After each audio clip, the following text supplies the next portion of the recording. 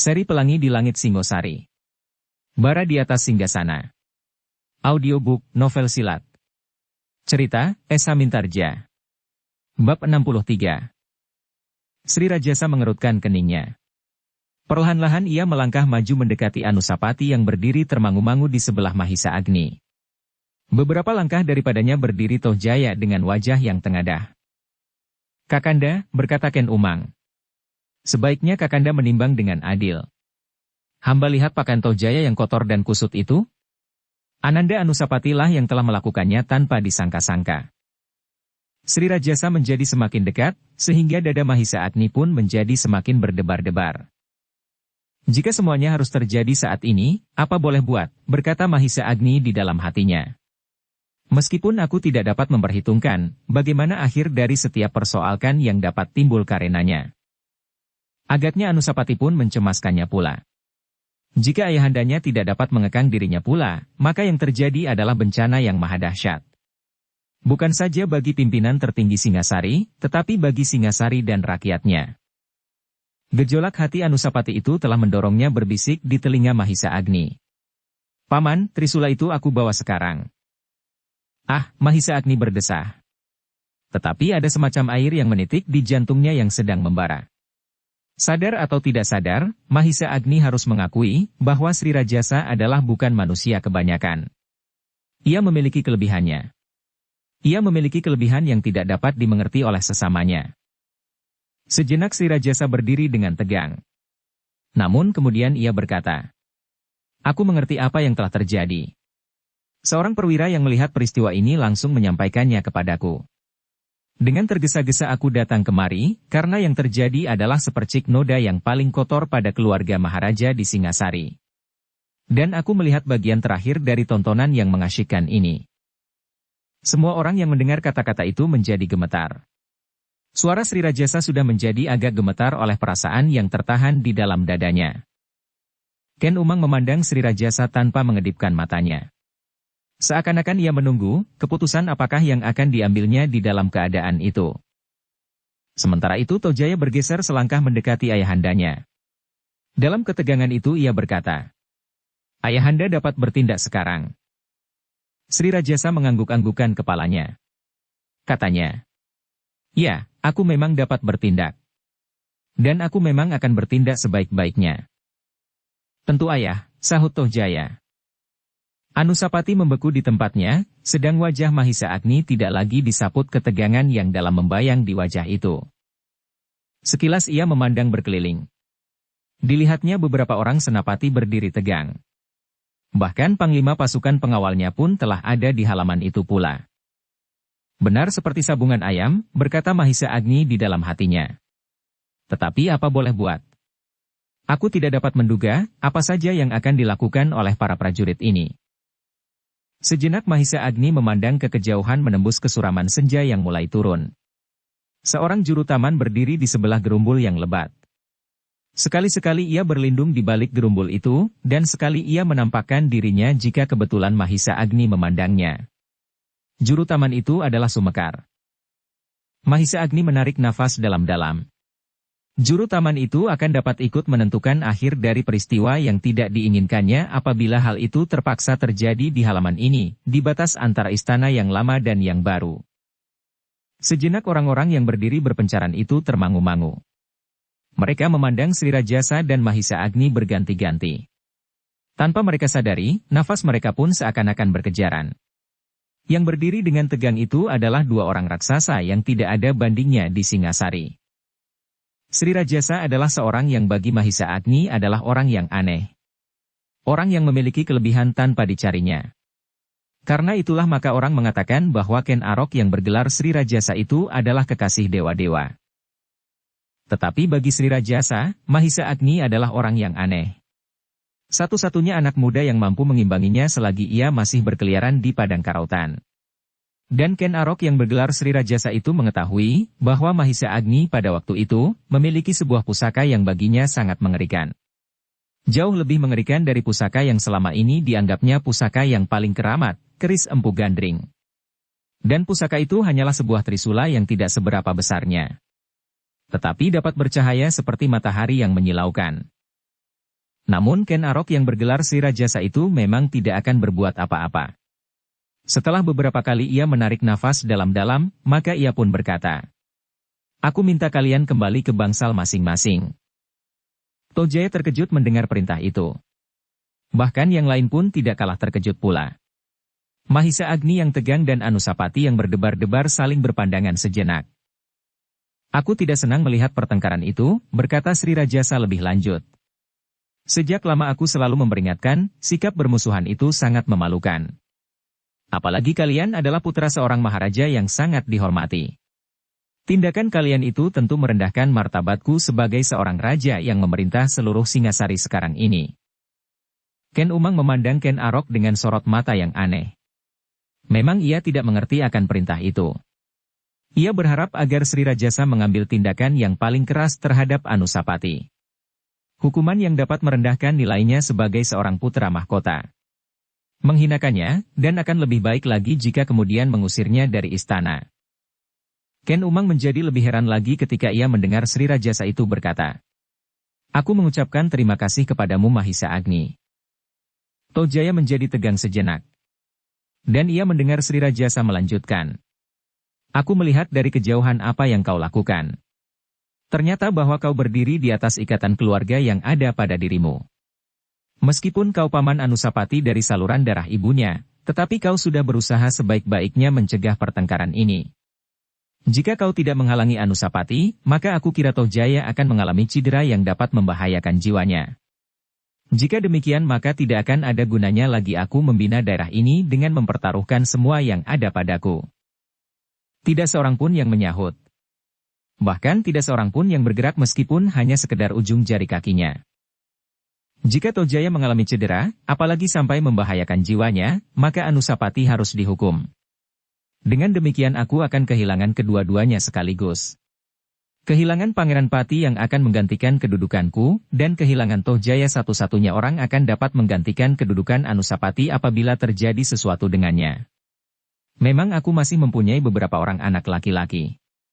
Tetapi aku harus membinanya dari permulaan sekali. Sri Rajasa berhenti sejenak.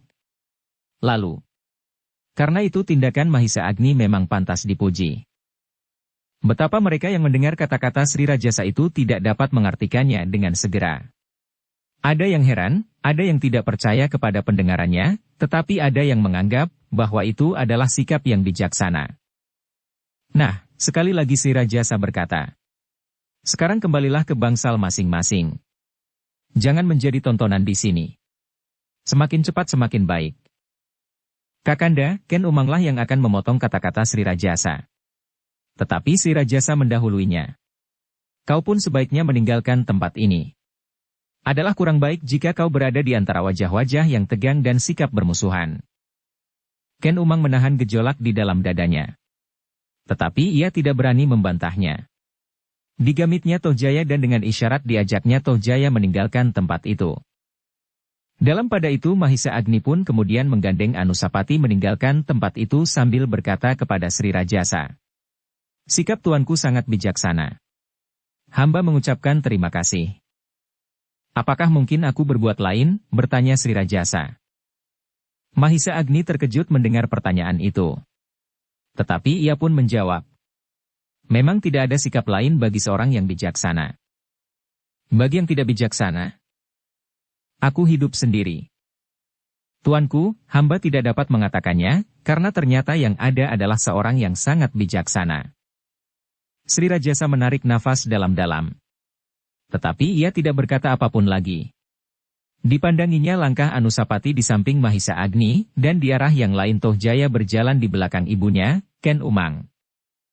Sri Rajasa menggelengkan kepalanya ketika perasaannya mulai menilai kedua anak muda itu. Ia tidak mau melihat kenyataan bahwa ternyata anak tunggul Ametung itu mempunyai banyak kelebihan dari anaknya.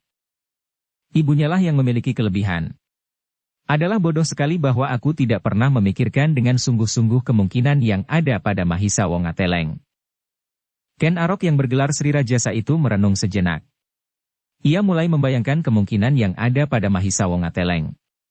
Ia adalah anaknya dan anak Ken Dedes. Jika benar Ken Dedes memiliki kemungkinan yang besar pada keturunannya, maka Mahisa Wongateleng pun pasti memiliki kelebihan dari orang kebanyakan. Tetapi sudah terlambat, ia berkata di dalam hatinya. Anusapati sudah mulai meloncati pagar yang selama ini berhasil aku lingkarkan mengelilingi. Tetapi ternyata pada suatu saat anak itu telah melepaskan dirinya dari semua kungkungan.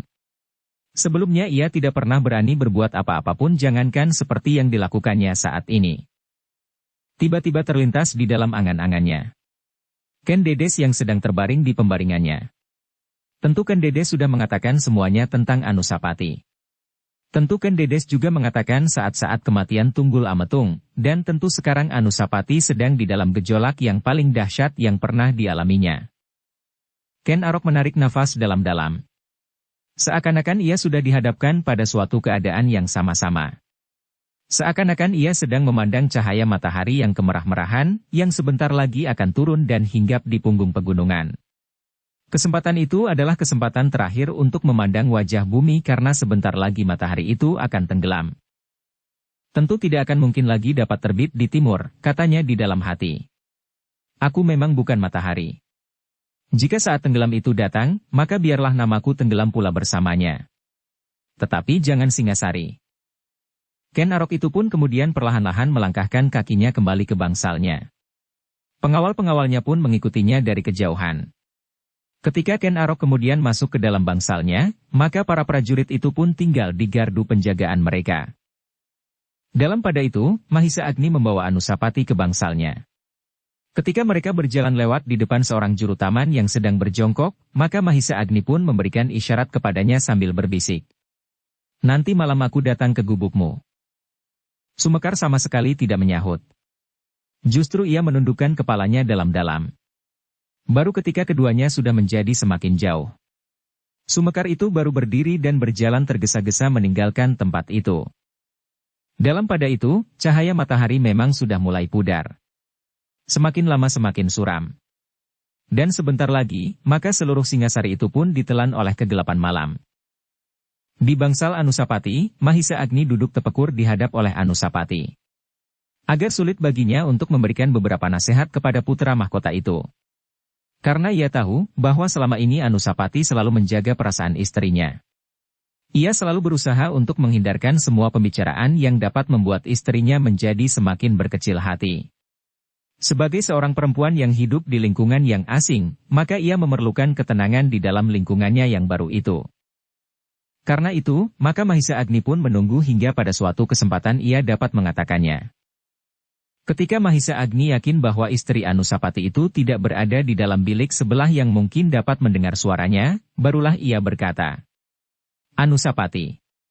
Ternyata keadaan sudah menjadi semakin panas dan gawat.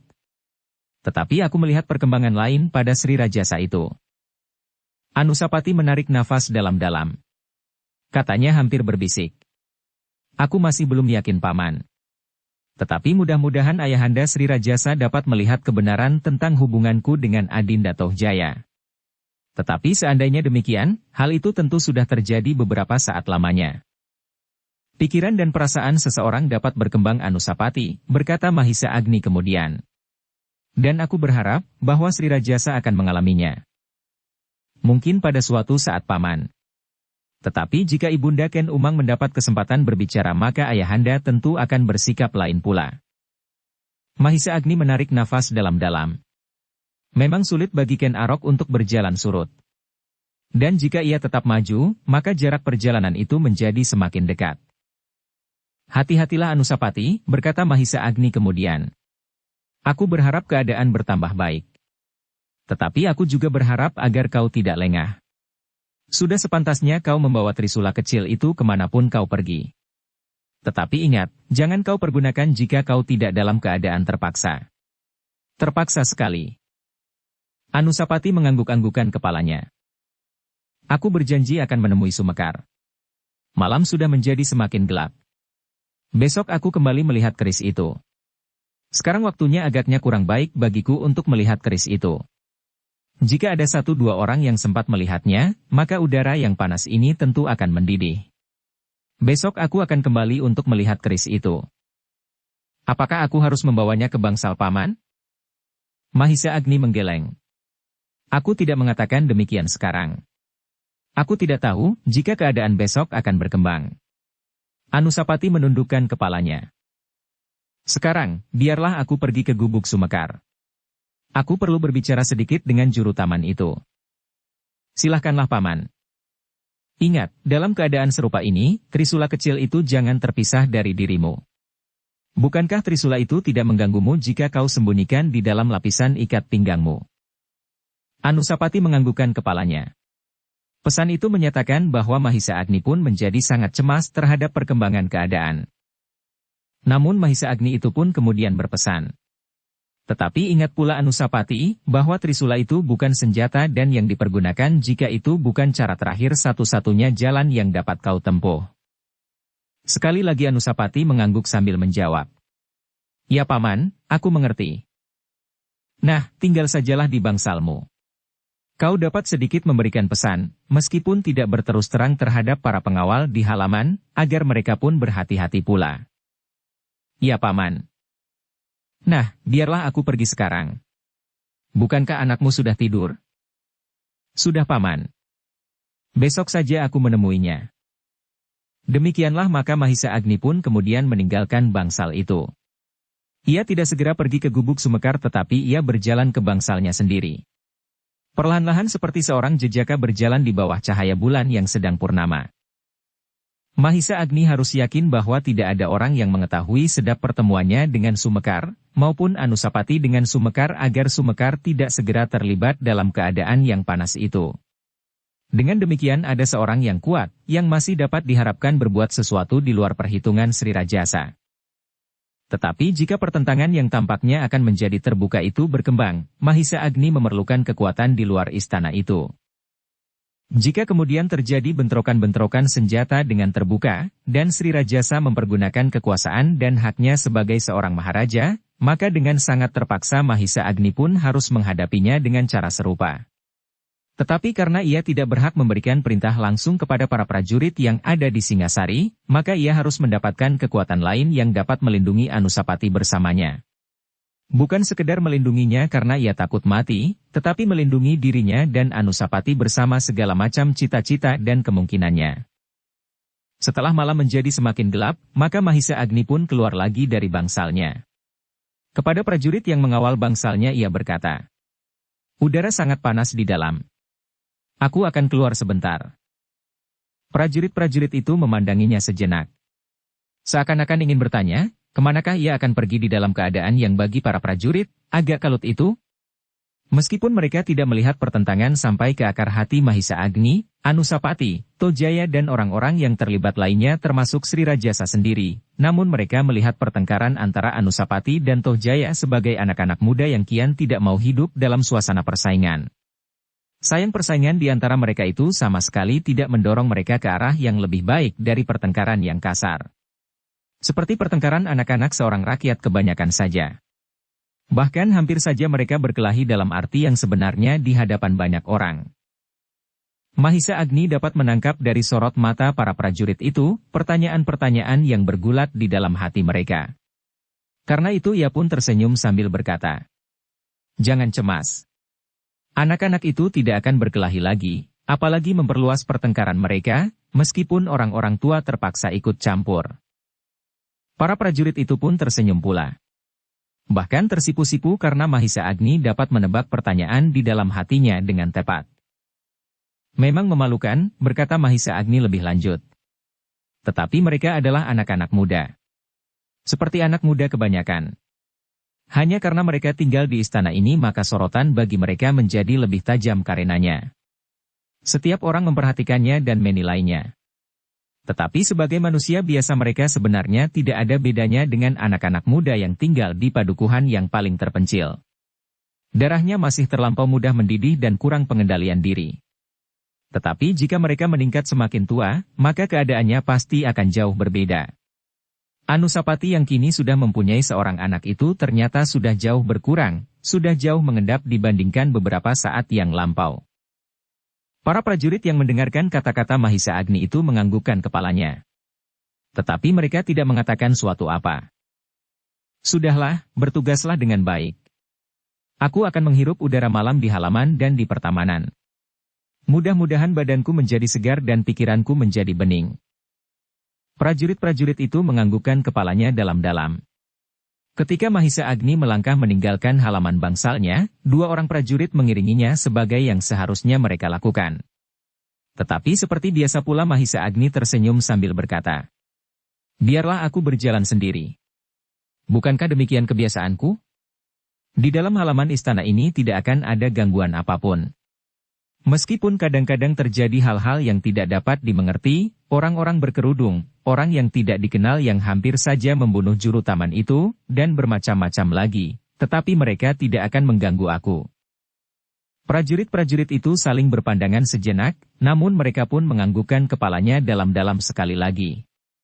Salah seorang dari mereka berkata, "Jika itu perintah Tuan." "Ya," jawab Mahisa Agni. "Itu perintahku." "Baik Tuan. Kami akan menunggu di sini," sahut salah seorang dari keduanya. Di dalam hati mereka berkata, "Sebenarnya lah pengawalan itu tidak perlu bagi Mahisa Agni." Prajurit-prajurit itu pun kemudian hanya dapat memandang Mahisa Agni yang berjalan menjauhi Regol dan hilang di dalam gelap. Sambil menarik nafas dalam-dalam seorang prajurit berkata, "Bagaimana mungkin orang dapat memiliki ilmu seperti senapati besar itu? Ilmunya adalah kurnia yang maha agung.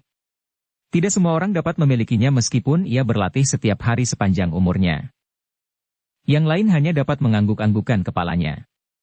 Dan salah seorang berdesis, "Seperti juga Sri Rajasa, ia pun seorang manusia yang aneh.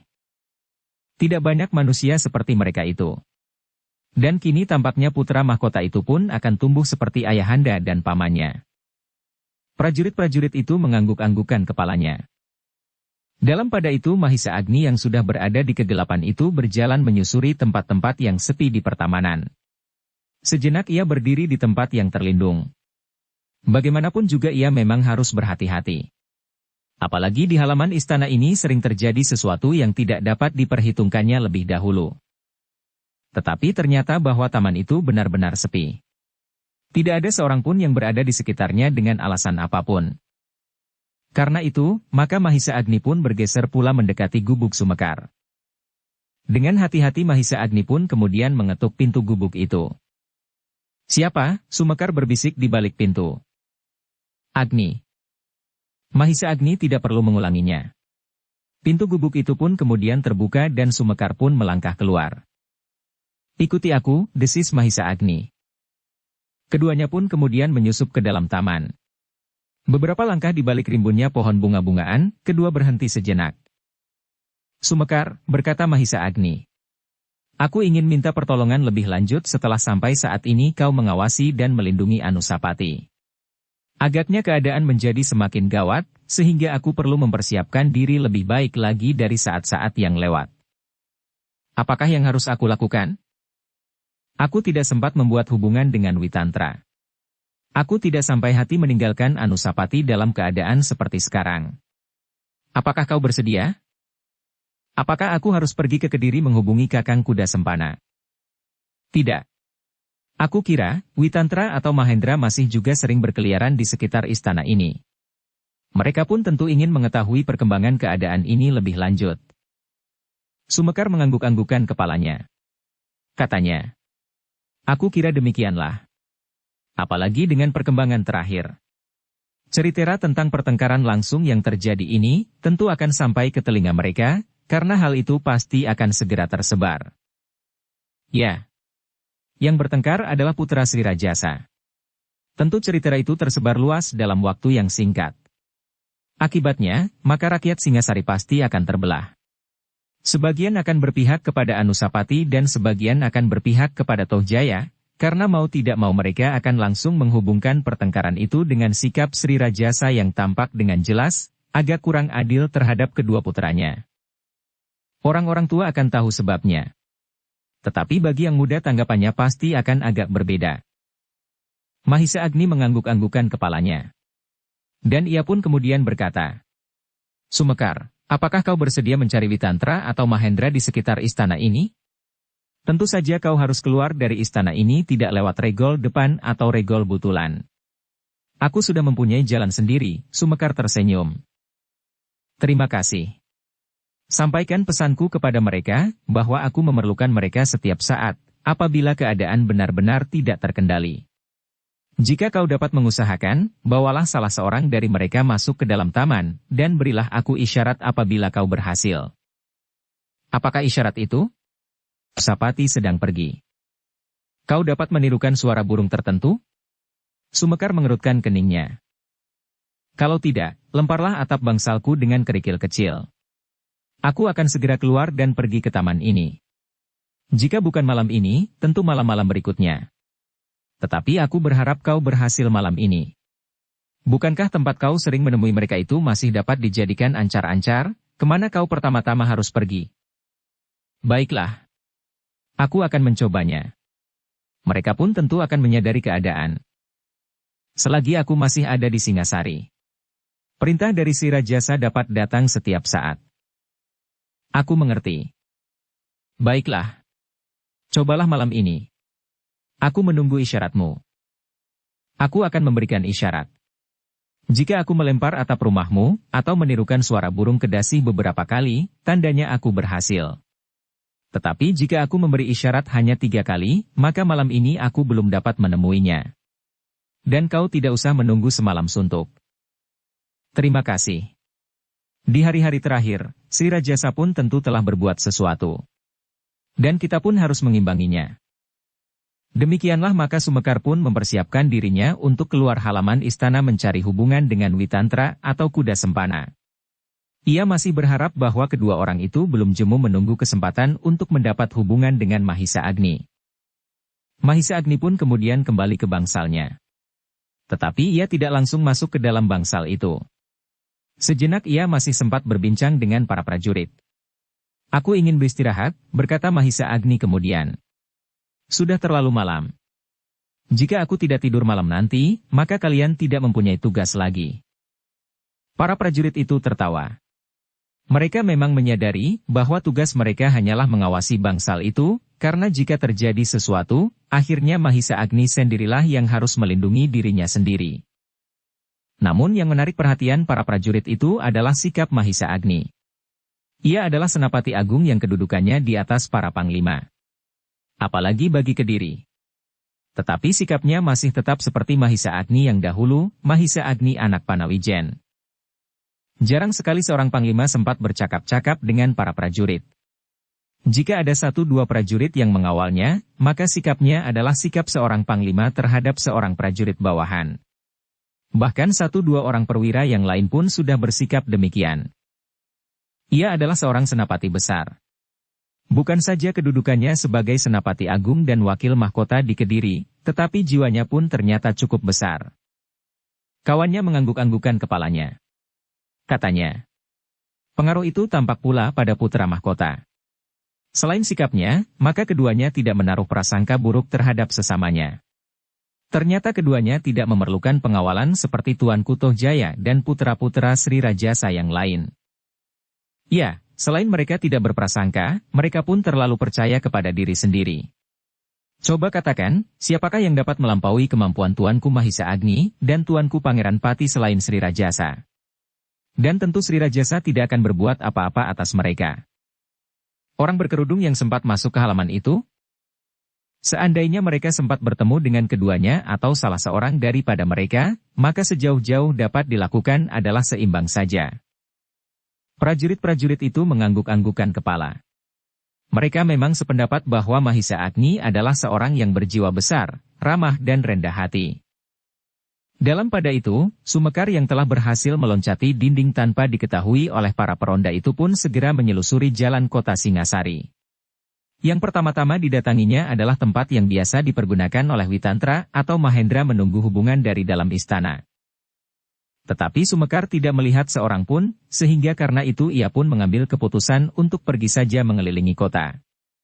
Mungkin di satu tempat ia bertemu dengan salah seorang dari keduanya. Namun belum lagi ia beringsut, terdengar suara seseorang memanggilnya. Dan suara itu bukan suara Witantra dan bukan pula suara Mahendra. Sumekar berhenti sejenak. Dari dalam kegelapan di balik bayangan dedaunan Sumekar melihat sesosok bayangan yang muncul. Bukankah kau Sumekar? Bertanya bayangan itu. Sumekar menarik nafas dalam-dalam. Katanya. Kakang Kuda Sempana. Justru Kakang yang ada di sini? Ya, beberapa hari ini giliranku. Keduanya hampir jemu menunggu. Tetapi tidak seorang pun yang datang. Lalu akulah yang mendapat giliran tidur di sini. Aku sudah 4 malam selalu menunggu salah seorang dari kalian di Istana Singasari. Sumekar pun kemudian mendekati Kuda Sempana, dan keduanya pun duduk di balik gerumbul sambil membicarakan masalah yang sedang dihadapinya. Jadi persoalan itu seakan-akan menjadi panas? Ya. Bahkan hampir terjadi dengan terbuka. Lalu apakah pesan Mahisa Agni? Sekedar persiapan. Jika setiap saat meledak. Dan rasa-rasanya kita memang berada di atas ujung tanduk. Setiap saat, jika kita kurang berhati-hati, maka perut kita dapat berlubang. Apakah aku harus menyampaikannya kepada Witantra? Ya. Dan Mahendra.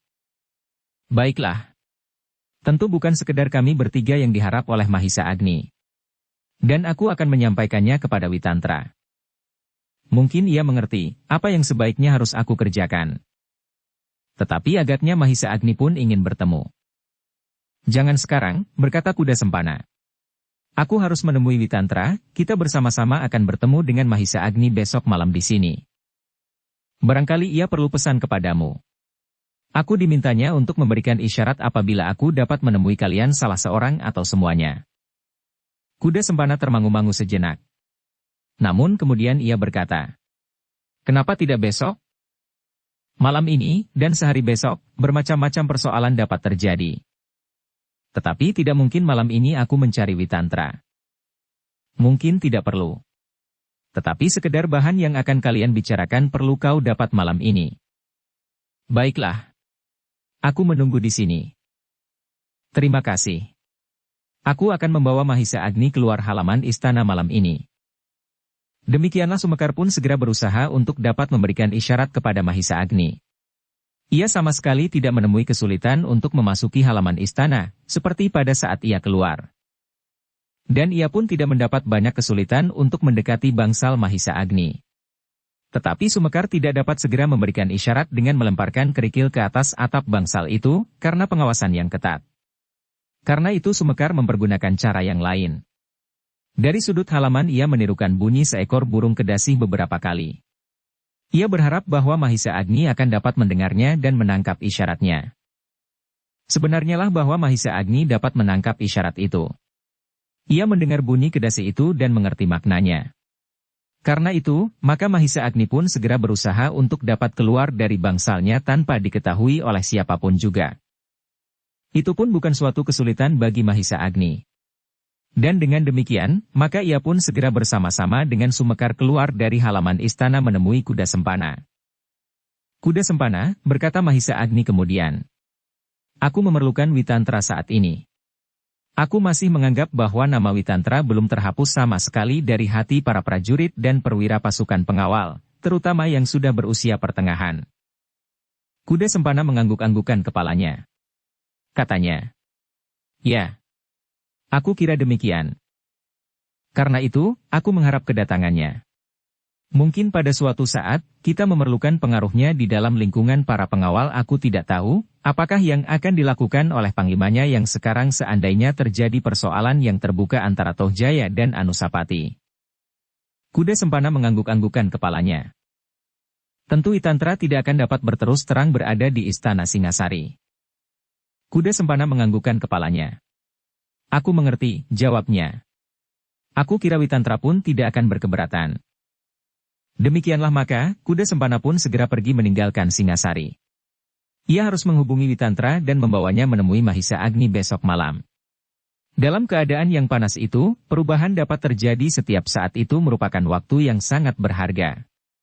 Sepeninggal Kuda Sempana maka Mahisa Agni pun segera kembali ke bangsalnya dan Sumekar masuk ke dalam gubuknya yang kecil tanpa mengganggu tetangga-tetangganya yang tinggal di sebelah-menyebelah gubuknya. Namun ia tidak dapat segera tidur. Persoalan-persoalan itu masih tetap tersangkut di kepalanya.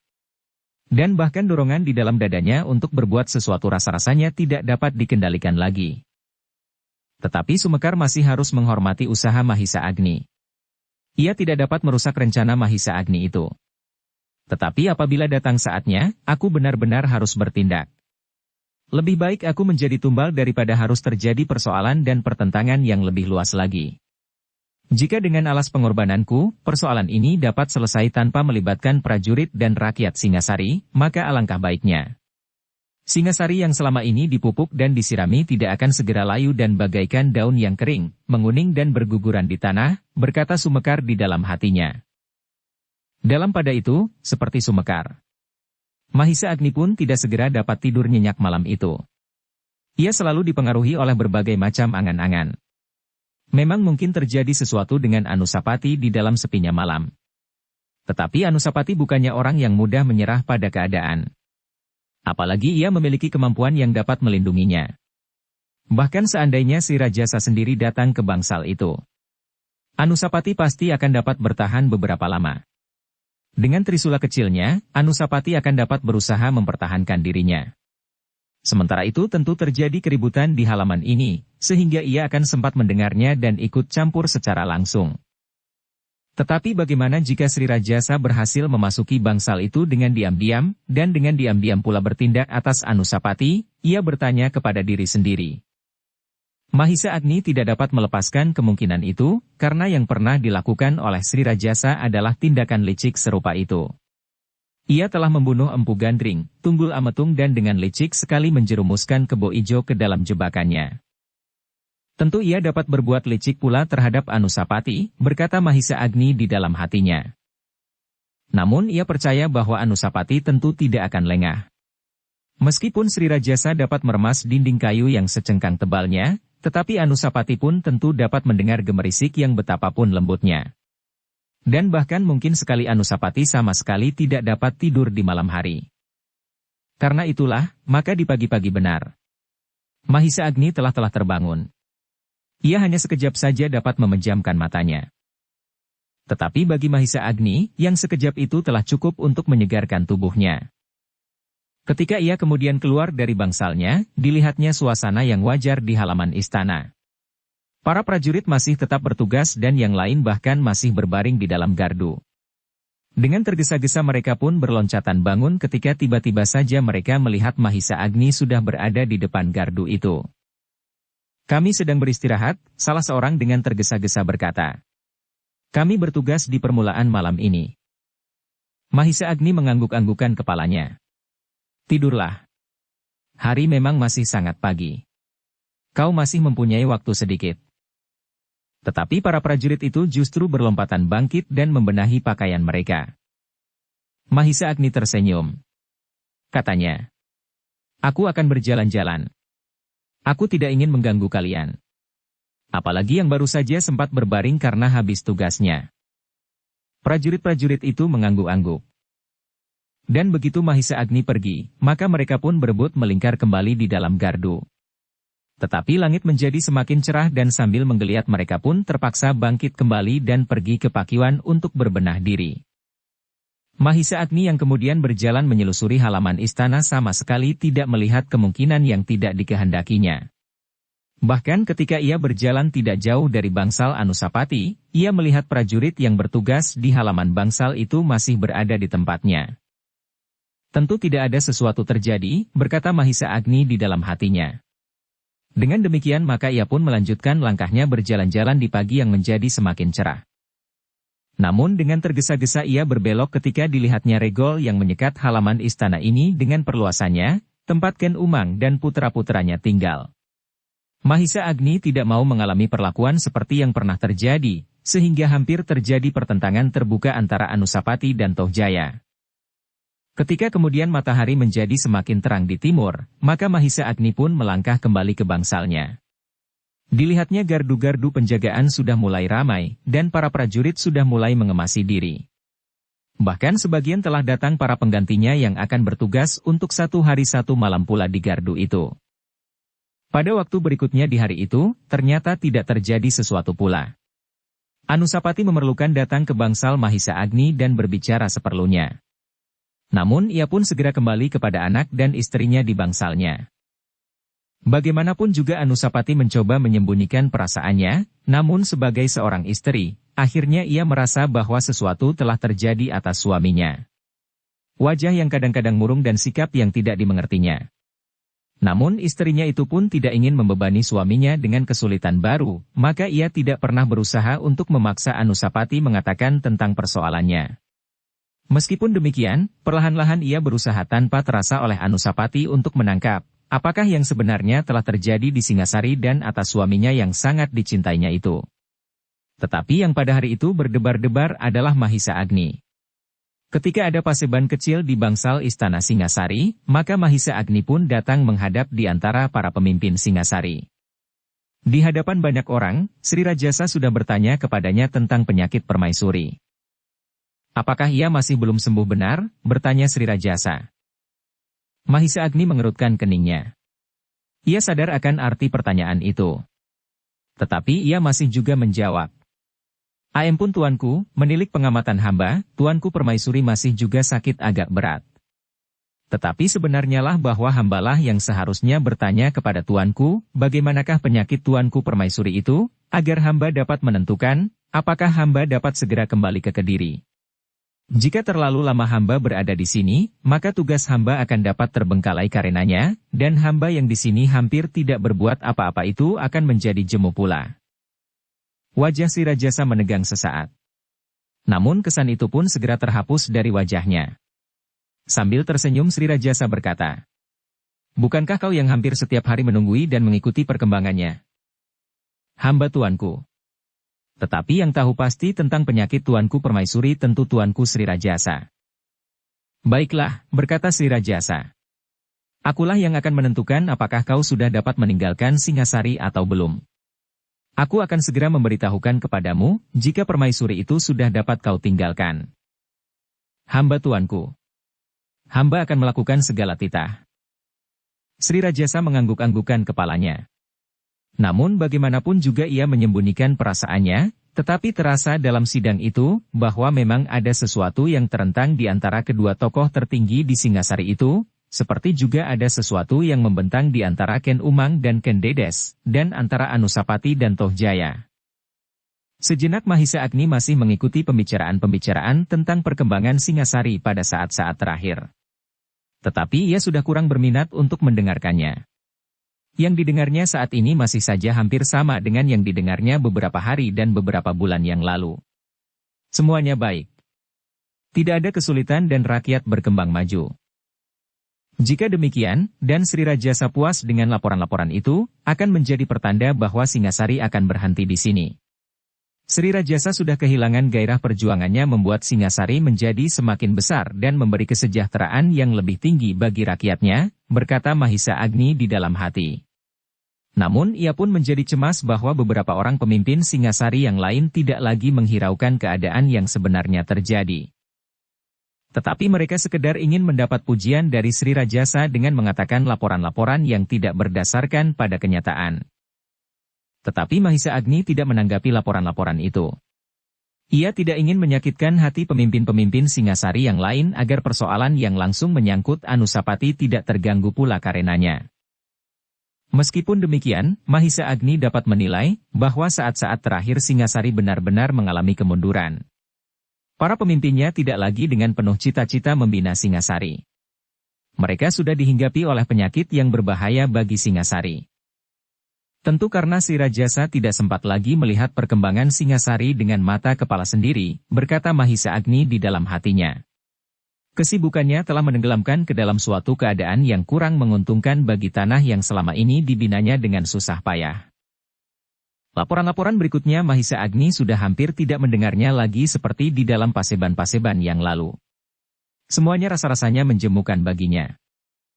Tetapi kali ini Mahisa Agni terkejut ketika Sri Rajasa kemudian berkata kepadanya.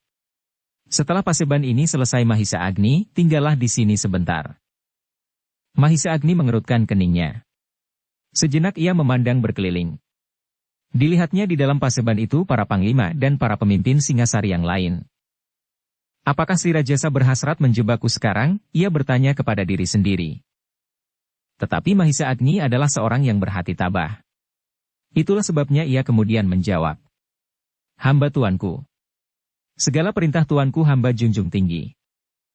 Demikianlah ketika semua pembicaraan itu selesai maka Sri Rajasa pun segera mengakhiri sidang. Sedang Mahisa Agni yang masih harus tinggal menjadi berdebar-debar. Apakah para panglima itu sudah mendapat pesan-pesan tertentu dari Sri Rajasa untuk menangkap aku sekarang? Bertanya Mahisa Agni di dalam hati. Demikian para pemimpin pemerintahan yang lain pergi, maka para panglima itu akan menarik keris mereka dan menahan aku di sini. Tetapi dugaan Mahisa Agni itu ternyata keliru. Dengan suara yang lantang maka Sri Rajasa berkata, "Tinggalkan paseban ini. Semuanya, selain Mahisa Agni." Beberapa orang saling berpandangan.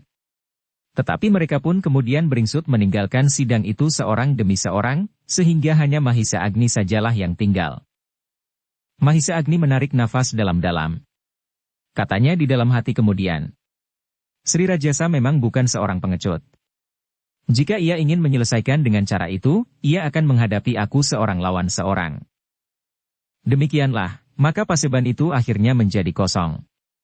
Yang ada tinggallah Sri Rajasa dan Mahisa Agni. Bahkan para penasehat Sri Rajasa pun diperintahkannya untuk meninggalkan paseban itu. Ketika tidak ada orang lain di paseban itu, sekali lagi terasa ketegangan mencengkam dada Mahisa Agni. Namun sekali lagi ia keliru. Sri Rajasa sama sekali tidak memandangnya dengan sorot mata yang menyala. Tetapi matanya bahkan menjadi redup dan kosong. Mahisa Agni, berkata Sri Rajasa kemudian dengan nada yang rendah.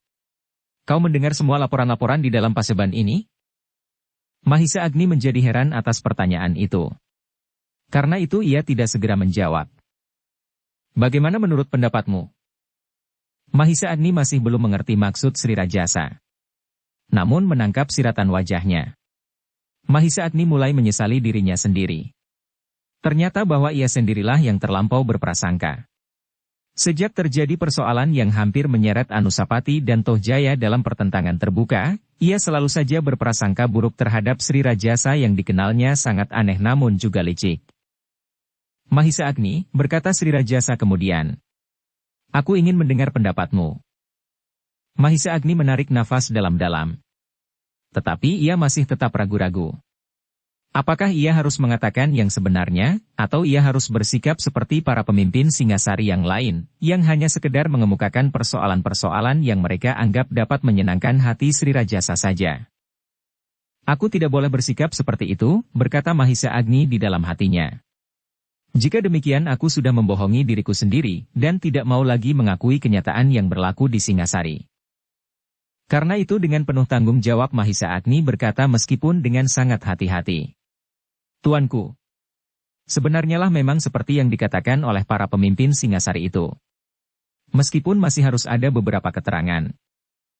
Apakah yang kau maksud dengan keterangan itu? Memang dalam pandangan sepintas keterangan itu sangat menarik dan seakan-akan Singasari tidak lagi menghadapi persoalan-persoalan lagi. Sri Rajasa mengerutkan keningnya. Tetapi tuanku, berkata Mahisa Agni lebih lanjut. Jika hamba boleh mengatakannya dengan jujur, sebenarnya masih banyak yang perlu dilaporkan di dalam paseban seperti ini, apalagi di dalam paseban agung. Misalnya, tuanku, seharusnya tuanku mendapat gambaran seluruhnya tentang Singasari. Tuanku harus mendengar bahaya kering yang mengancam daerah selatan, yang perlu mendapat penyelesaian. Kemudian kesulitan yang timbul karena binatang yang buas yang tidak terkendalikan, berkembang biak dengan cepatnya di hutan tidak begitu jauh dari kota ini. Selain daripada itu, masih ada perampok-perampok yang mengganggu dan selebihnya memang memberikan gambaran yang cerah buat masa depan Singasari. Itulah yang ingin aku dengar Mahisa Agni. Mahisa Agni mengerutkan keningnya. Dipandanginya wajah Sri Rajasa sejenak. Namun dilihatnya wajah itu bagaikan air telaga yang bening, yang dapat dilihat sampai ke dasarnya. Menurut tangkapan Mahisa Agni, apa yang dikatakan oleh Sri Rajasa itu adalah apa yang dipikirkannya. Kali ini ia berkata dengan jujur, desis Mahisa Agni di dalam hatinya. Mahisa Agni, berkata Sri Rajasa. Sebenarnya aku sudah muak mendengar laporan-laporan yang tidak sewajarnya itu. Mereka adalah orang-orang yang hanya mementingkan dirinya sendiri, mementingkan kedudukan dan kebanggaan mereka kepada dirinya sendiri. Dan ini sangat memuakkan sekali. Tetapi aku masih belum sempat untuk menghentikannya. Mahisa Agni mengangguk-anggukan kepalanya. Ternyata sesuatu telah tumbuh di dalam hatinya. Sri Rajasa tidak sejahat yang aku duga, katanya di dalam hati, namun. Atau barangkali ia mulai melihat kesalahan yang sudah dibuatnya. Mahisa Agni, berkata Sri Rajasa kemudian. Ternyata kau masih Mahisa Agni yang dahulu. Kau adalah salah satu dari orang-orang Singasari yang jumlahnya tidak banyak, yang berani mengatakan kekurangan Singasari kepadaku. Meskipun mungkin aku akan menjadi marah atau menghukummu. Tetapi sekarang aku sadar, bahwa yang penting bagiku adalah kebenaran. Bukan sekedar kebanggaan yang semu. Mahisa Agni tidak menjawab. Tetapi kepalanya terangguk-angguk kecil. Ia menjadi berpengharapan lagi, bahwa jika Sri Rajasa berkata dengan jujur, ia akan menanggapi persoalan Anusapati dan Tohjaya dengan cara yang lebih baik dari cara yang pernah dilakukan sebelumnya. Dalam pada itu Sri Rajasa berkata selanjutnya. Mahisa Agni. Pada saatnya kau akan kembali ke Kediri. Aku mengharap bahwa pada suatu saat, kau datang ke Paseban Agung, kau akan mengatakan keadaan Kediri yang sebenarnya. Dengan demikian akan membuka kemungkinan, para pemimpin Singasari yang lain menyadari kekeliruannya. Bahkan yang aku harapkan adalah keterangan yang sebenarnya. Bukan sekedar usaha untuk mempertahankan pangkat dan jabatan. Baiklah tuanku, jawab Mahisa Agni. Jika hal itu memang tuanku kehendaki. Sekarang tinggalkan bangsal ini. Kemudian aku akan memberitahukan kepadamu, apakah permaisuri sudah dapat kau tinggalkan. Kediri akan kesepian jika kau tidak segera kembali. Mahisa Agni mengangguk dalam-dalam. Kemudian katanya. Baiklah hamba mohon diri tuanku. Ya. Aku sudah selesai. Mahisa Agni pun kemudian meninggalkan bangsal Paseban. Hatinya masih saja tersangkut kepada sikap Sri Rajasa. Namun ia tidak dapat melupakan apa yang pernah dilakukan oleh Sri Rajasa itu. Bahkan sekilas di dalam dadanya dugaan bahwa sebenarnya lah Sri Rajasa sedang merencanakan sesuatu yang tidak diketahuinya. Aku dihadapkan pada persoalan yang sangat rumit. Aku seakan-akan melihat perubahan pada diri Sri Rajasa. Tetapi aku tidak dapat mempercayainya sepenuhnya, berkata Mahisa Agni kepada diri sendiri.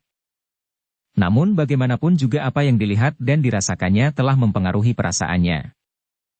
Meskipun demikian, Mahisa Agni ingin memanfaatkan waktunya yang tentu tidak akan terlalu lama lagi untuk mengarahkan persoalan itu menjadi terang. Tetapi ia akan tetap gelisah jika tidak ada pemecahan yang dapat menjernihkan keadaan. Persoalan itulah yang membebani Mahisa Agni sehari penuh.